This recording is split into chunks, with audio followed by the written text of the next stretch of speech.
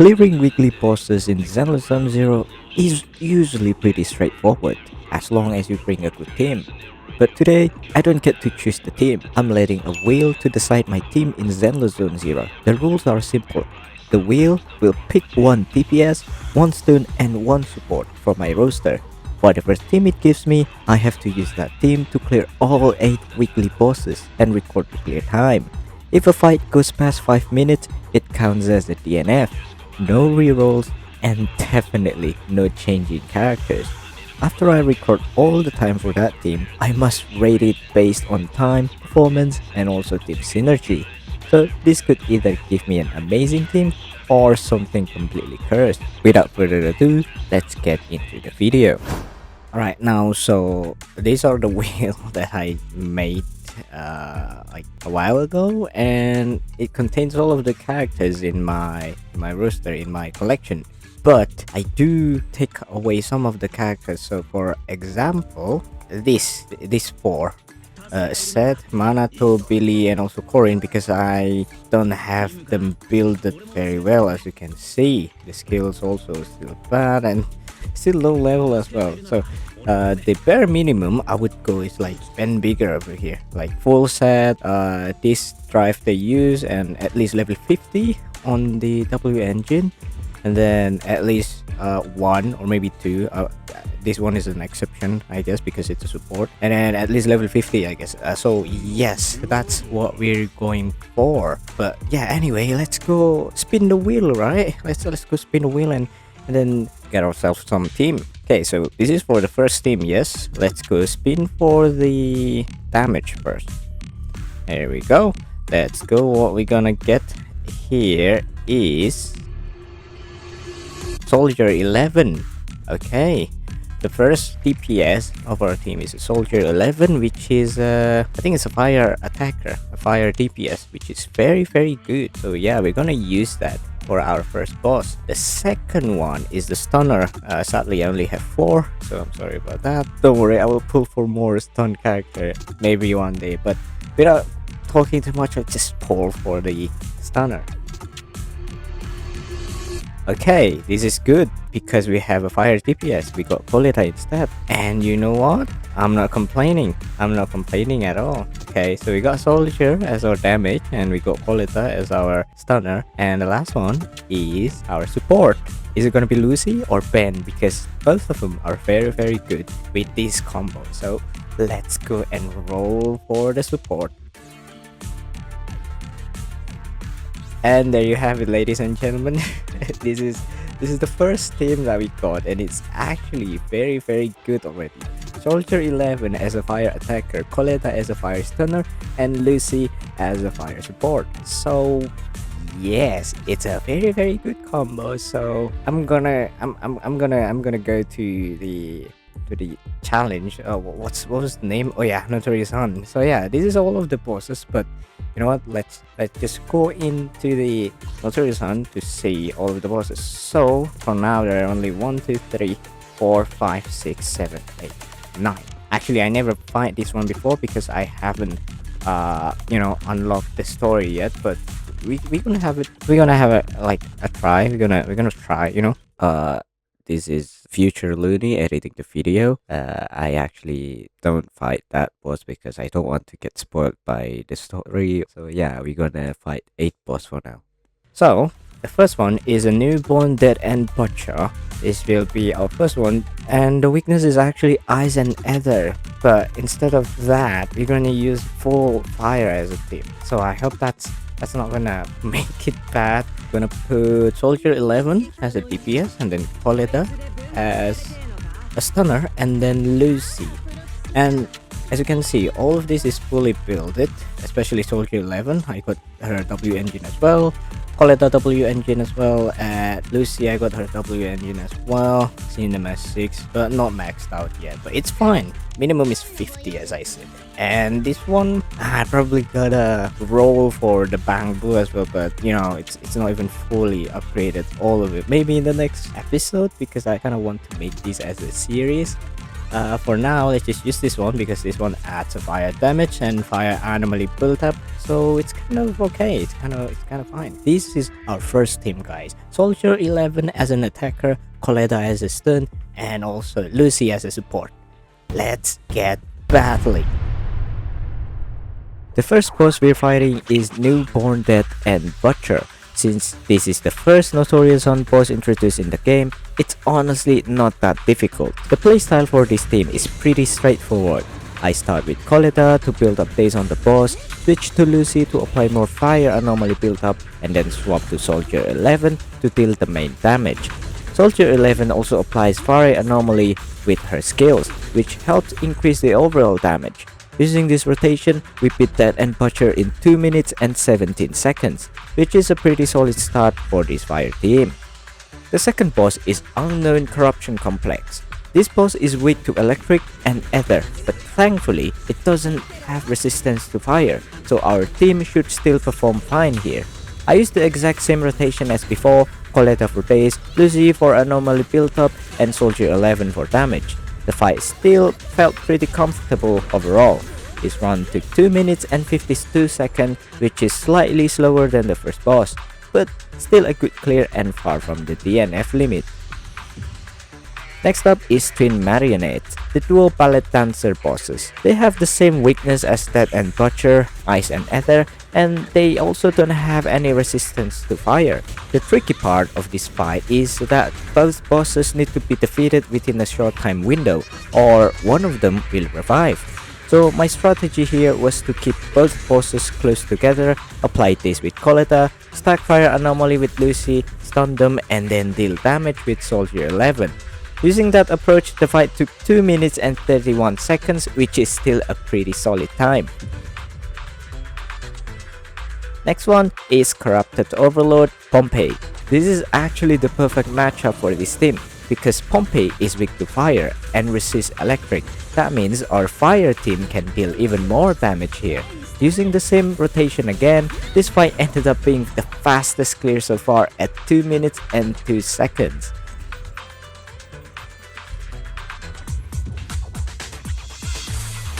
Moving on to the next one is Sacrifice Bringer. This boss is weak to ice and heavily resists physical damage. I would say this fight is a bit annoying because one of his huge hands attacks that can suddenly hit you without much warning. Soldier 11 did take a few hits during this run, but luckily no characters went down. The bigger issue here is that this boss is just much tankier than the previous one. This fight ended up taking 4 minutes and 23 seconds, which is definitely the longest fight so far and almost reached the time limit. Oh my god, that's the worst time ever. That's the worst time ever. 4 minutes and 23? I mean, it's under 5 minutes, but god damn, bro. 4:23. The sixth boss is Miasma Priest, or as I like to call it, the Moaner, because while she makes a lot of noise when you hit her. She's weak to ether and resists to ice, but overall I actually enjoy fighting this boss. One of her attack is a long multi-hit combo that can be parried repeatedly, so if you spam the parry button during that attack, the sound effects are honestly really satisfying. In the end, this team clears Miasma Priest in 3 minutes and 22 seconds.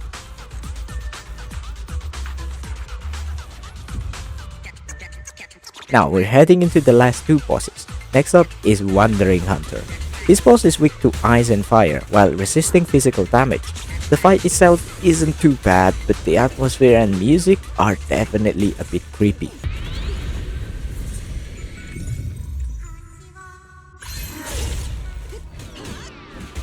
The most annoying mechanic is when he consumes the Miasma energy, which temporarily prevents him from building days, just like Miasma Priest. That makes Coletta much less effective during that phase. Even so, the team handled it pretty well and cleared the fight in 3 minutes and 29 seconds. The final boss for this team is Yeshiyuan the Thrall. This boss is weak to ice and physical damage while resisting electric. The fight is somewhat similar to twin marionettes because there are essentially two enemies involved, Sobek, the six-legged crocodile creature, and Yishi Yuan himself.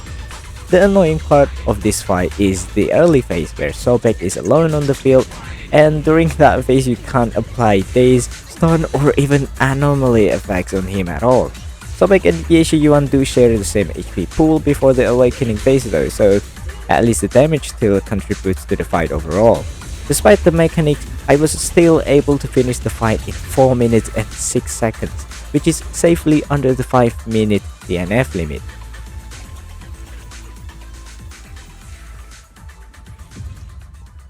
So, here are all the results for Team 1, which contains Soldier 11, Coletta, and also Lucy.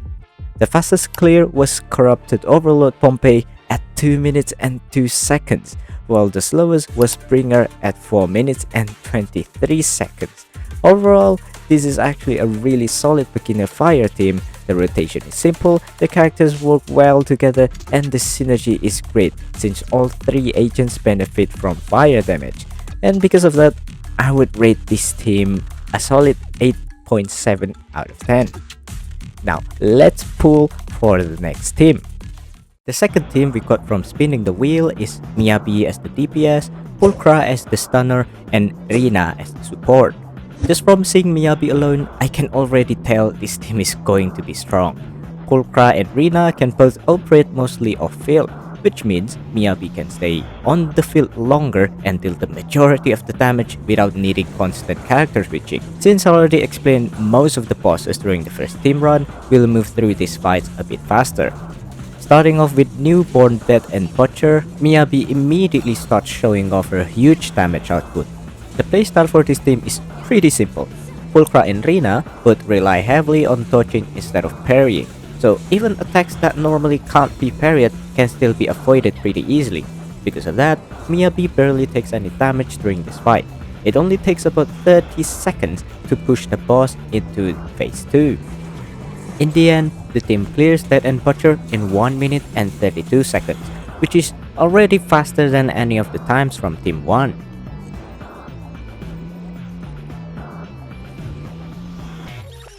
Moving on to Unknown Corruption Complex, this team honestly doesn't struggle at all.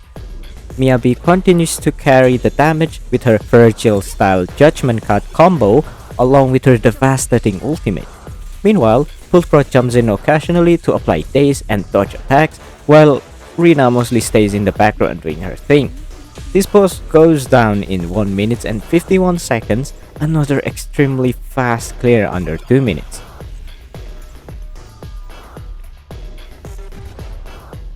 Next up is Twin Marionettes. Having 2 bosses on the field isn't a problem at all for Miyabi, because many of her attacks hit in large AoE range. That means she can damage both bosses at the same time without much trouble. The team clears this fight in 1 minute and 20 seconds, which becomes the fastest run so far. Very efficient. After that, we move on to Corrupted Overlord Pompey. Once again, this team doesn't struggle at all, with Miyabi continuing to carry the fight with her burst damage and wide AoE attacks. Pompey goes down in 2 minutes and 5 seconds, which is the first time this team crosses the 2-minute mark, but it's still a very comfortable clear. Next up is Sacrifice Bringer. This boss felt extremely tanky when I fought it with the first fire team, but with Miyabi's damage output, it becomes much easier to deal with. Pulchra continues applying consistent daze, Miyabi deals huge damage, and Rina is just being Rina. I probably could have finished this fight a little faster, but I missed one of my attacks during a stun window. Even so, the fight ends in 2 minutes and 16 seconds, which is still a very strong time. The next boss is Miasma Priest. This is where things slow down slightly, because this boss actually resists ice damage, which directly affects Miyabi. Because of that resistance, Miyabi's Judgment Card combos and ultimate don't hit nearly as hard as usual. As a result, this run takes 3 minutes and 9 seconds, making it the first fight for this team to cross the 3-minute mark. After defeating Miasma Priest, we move on to Wandering Hunter. Ignoring the creepy atmosphere and music, the team goes right back to performing extremely well. Miyabi continues dealing massive damage while Pulchra helps maintain stun pressure. This fight finished in 2 minutes and 18 seconds, another fast clear. The final boss for this team is Yeshi Yuan the Thrall. Thanks to Miyabi's high damage output, defeating Sobek, the crocodile creature in the first phase, becomes much easier and faster. Once the second phase begins and both Yeshi, Yuan and Sobek start attacking together, their combos are still fairly manageable since Pulchra and Rina can dodge most of the attacks. The fight ends with a clear time of 2 minutes and 51 seconds, just under the 3-minute mark. So here are all the results for Team 2, which is consisting of Miyabi, Pulchra and Rina. The fastest clear was Twin Marionettes at 1 minute and 20 seconds, which is extremely fast considering you're fighting two bosses at once. The slowest clear was Miasma Priest at 3 minutes and 9 seconds, mainly because of her ice resistance. Overall, this team is extremely strong, but it's definitely carried heavily by Miyabi. Her combos are simple to execute and work very well with Pulchra's stun pressure. Rina feels slightly out of place since her element doesn't really align with Miyabi's ice damage, but she still contributes small amount of extra damage and utility throughout the fight. So the synergy between Miyabi and Pulchra is very strong, while Rina feels more like a bonus rather than a core part of the team. Overall, I would rate this team a 9.1 out of 10. Now let's move on to the final team. The last team we got in this video is quite questionable. The wheel gave us Nekomata as the DPS, Coletta as the stunner, and Nicole as the support. And just by looking at their elements alone, I can already tell this team probably isn't going to perform very well. We have Nekomata, a physical DPS, Coletta, a fire stunner, and Nicole, an ether support. None of these elements really align or synergize with each other, which already makes this team feel a bit awkward. And to make things even worse, our DPS here is Nekomata, who's often considered the weakest S-rank attack agent. So this team already feels pretty cursed. But hey, let's see how it actually performs. Starting with Newborn Death and Butcher, the playstyle I came up with for this team is honestly pretty rough. The rotation is basically build test with Coletta, switch to Nicole for her skill, then swap back to Nekomata to deal damage. And every once in a while, I also have to switch back to Nicole to trigger Anomaly or just use her skill again. Even from this first boss, things were already looking pretty bad. The third team finished Newborn Death and Butcher in 4 minutes and 3 seconds, which is definitely not a great start. Next up is Unknown Corruption Complex, and this one was honestly painful. The playstyle for this team requires constant clicking and rapid character switching, and after a while, my fingers were already starting to feel sore. On top of that, this boss has Ether resistance, which makes Nicole even less useful here. With all that combined, the boss was finally defeated in 4 minutes and 37 seconds, which is currently the slowest clear time out of every team so far. Next is Twin Marionettes. This fight was also pretty rough because Nekomata mainly focuses on single target damage. Even though her ultimate has a small AoE, damage output just isn't high enough to deal with both bosses efficiently. Thankfully, Coletta's strong base helped me a lot. I managed to defeat one of the twins and stun the other before the revive mechanic kicked in. The third team managed to finish the fight at 4 minutes and 6 seconds.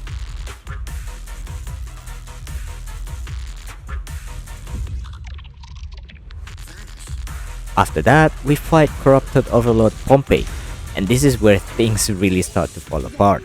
This boss just feels incredibly tanky against this team, especially when Nekomata isn't dealing enough damage. One thing I really dislike about Nekomata is how short the range of her skill is. You basically have to be right close to the boss to land it. If you're slightly too far away, you just end up hitting the air and wasting energy. And for the first time in this run, we hit the 5-minute mark, which means the team gets its first DNF. Such a sad news. If you thought Sacrifice Springer was tanky with the fire team from the first spin, try fighting it with this team. This fight was honestly painful to watch. Missing Nekomata's skills, failing to break the boss' charging hand attack before it summons the giant sword, and to make things worse, this boss has physical resistance, which means Nekomata, who already struggles with damage, deals even less here. This fight seriously drained my focus and mental energy while recording, and in the end, we hit another DNF. Another sad news for the team. Next is Miasma Priest. I stuck with the same rotation, but this time I tried playing it a bit smarter and more efficient. At first, I honestly thought this fight was going to be another DNF, but somehow the team managed to pull through. The boss was defeated in 4 minutes and 50 seconds, which is literally 10 seconds away from another DNF. That was way too close. Next is Wandering Hunter. I didn't have high hopes for this fight because this boss also has physical resistance, just like Sacrifice Bringer. At this point, my fingers were already hurting and my mental was strained from recording for so long, so I definitely wasn't playing at my best anymore. And as expected, this fight ends with another DNF, another L taken for his team. Finally, the last boss, Yeshe Yuan the Thrang. This one actually gave me a bit of hope because the boss has physical weakness, which should favor Nekomata even if it doesn't deal a lot of damage. I used the same rotation and tried focusing on damaging Sobek as quickly as possible. I even managed to fully deplete Sobek's HP and push the fight into the second phase. But in the end, it still wasn't enough. The team reached another DNF, leaving the boss with around 5 to 10% HP remaining. If Nekomata could defeat Sobek a bit faster, we probably could have secured a clear time here, but unfortunately, it's another DNF.